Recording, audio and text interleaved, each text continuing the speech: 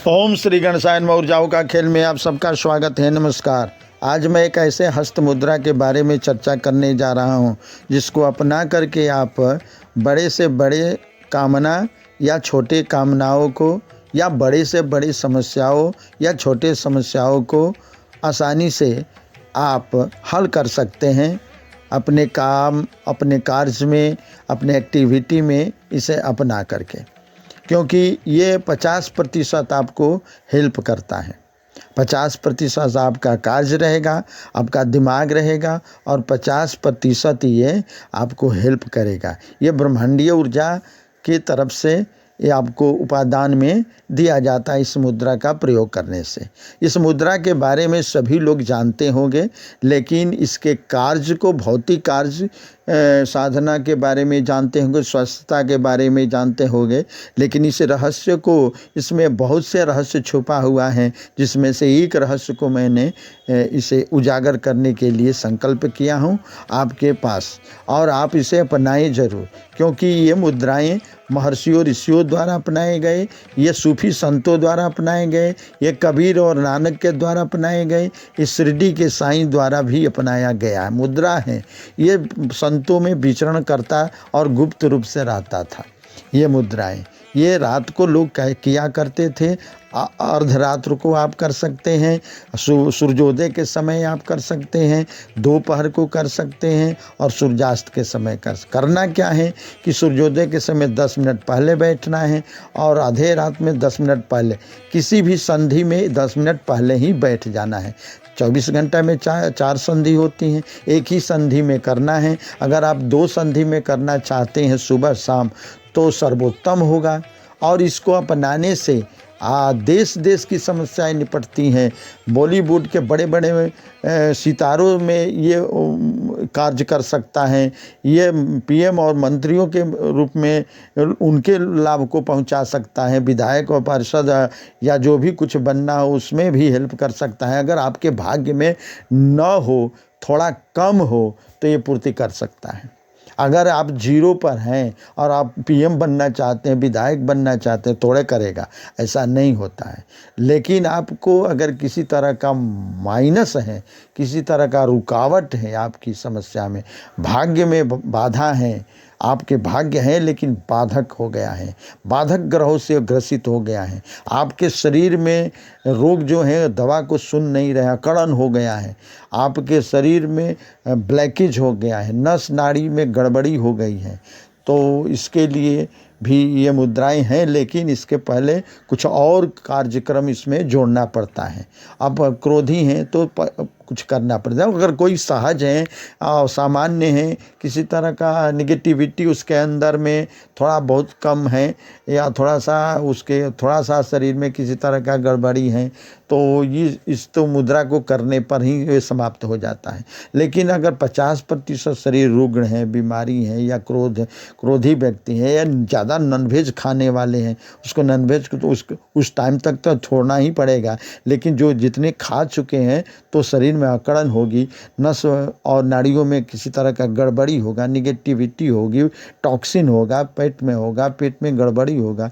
इन सभी से निवृत्ति होने के लिए, ऑरा को साफ करने के लिए सबसे पहले उसको अपनाना पड़ेगा जिस विधि को मैं बताने जा रहा हूँ। तब उस हस्त मुद्रा वाले विधि को करना होगा। अगर जो सामान्य है, किसी तरह का बात नहीं है, थोड़ा सा निराशावादी हैं, कार्य कर रहे हैं, सफलता नहीं मिल रही हैं और मनोकामनाएं सिद्ध करना चाहता है, घर बनाना चाहता है, पढ़ाई में आगे बढ़ना चाहता है, कंपटीशन फेस करना चाहता है, लेन देन व्यापार वगैरह का कार्य में अगर किसी तरह का रुकावट है, बाधा है, या मुकदमे कोर्ट कचहरी का झूठ मूठ का फंसा हुआ है, अपना कोई गलती नहीं है, तो इससे निवृत्त होने के लिए इसका हेल्प लिया जा सकता है।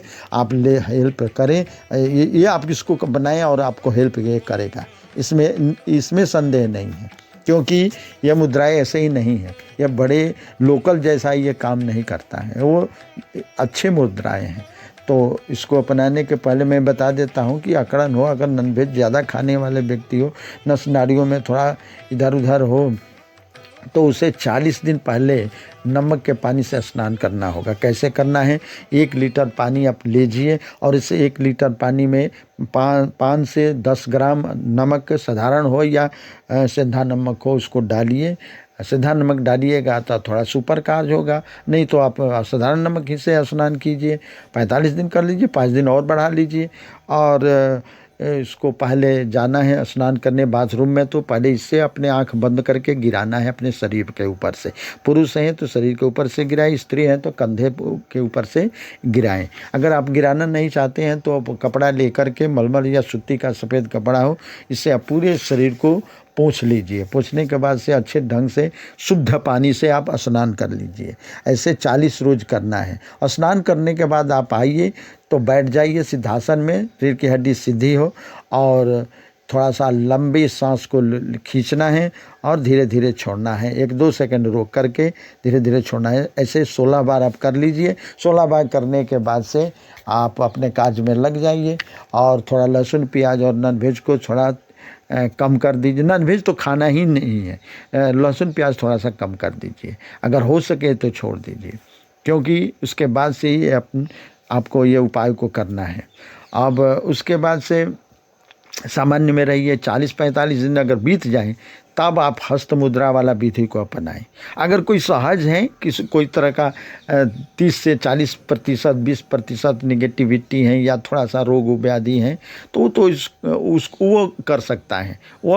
वह भी ये नहाते हुए भी कर सकता है हस्त मुद्रा को। और नहीं तो ज़्यादा थोड़ा हो तो उसको पहले इस विधि को कर लेना होगा, तब इसको अपनाना होगा। और सुबह में आप दोपहर को करते हैं तो पूर्व या उत्तर की तरफ मुँह करके बैठ जाइए, और शाम को करते हैं तो पश्चिम की तरफ, और रात आधे रात को अगर अपनाते हैं तो पूर्व की तरफ ही मुँह करके आप बैठिए।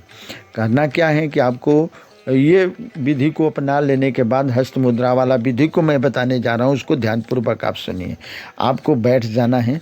बैठने के बाद से आप सिद्धासन में बैठिए अथवा पलस्ती मारकर को बैठ जाइए, पद्मासन में बैठिए, जैसे आपको सहजता हो और सरलता हो, आपको आसानी हो, किसी तरह का दर्द या कुछ होने वाला ना हो। बैठने पर आराम से बैठ जाइए।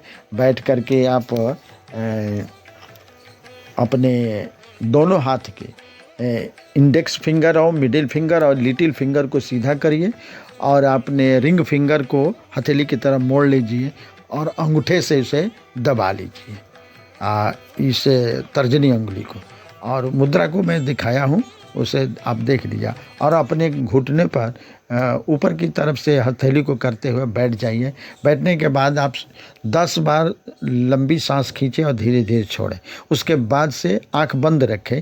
उसके बाद से अब 11वां सांस जब आप खींचें तो उसमें 6 बार आप प्रेजेंट परफेक्ट में अपने मनोकामनाओं को कहे। किसी ईश्वर का नाम न रखे, केवल रखना है, आप बोलना है कि आपकी कृपा से अमुक कामना पूरी हो चुकी है। ये 6 बार कहना है सांस रोक करके, और फिर धीरे धीरे सांस को छोड़ देना है। ऐसे फिर खींचना है, फिर करना है। ऐसे 6 बार खींचना है और रोकना है, और 6 बार बात को कहना है। अगर किसी समस्या को कहना है तो उसको भी कर सकते हैं। अमुक समस्या से हम, आपकी कृपा से अमुक समस्या से हम छुटकारा पा चुके हैं, ऐसे कहना है। आप इसको अपनाएं, और आप 2 टाइम अपनाएं या 1 टाइम अपनाएं संधि काल में, और आप देखें कि कितना इससे लाभ होता है। अब समस्या अगर छोटी हो तो 45 दिन इस विधि को करें। अगर थोड़ी बड़ी हो तो 90 दिन करें।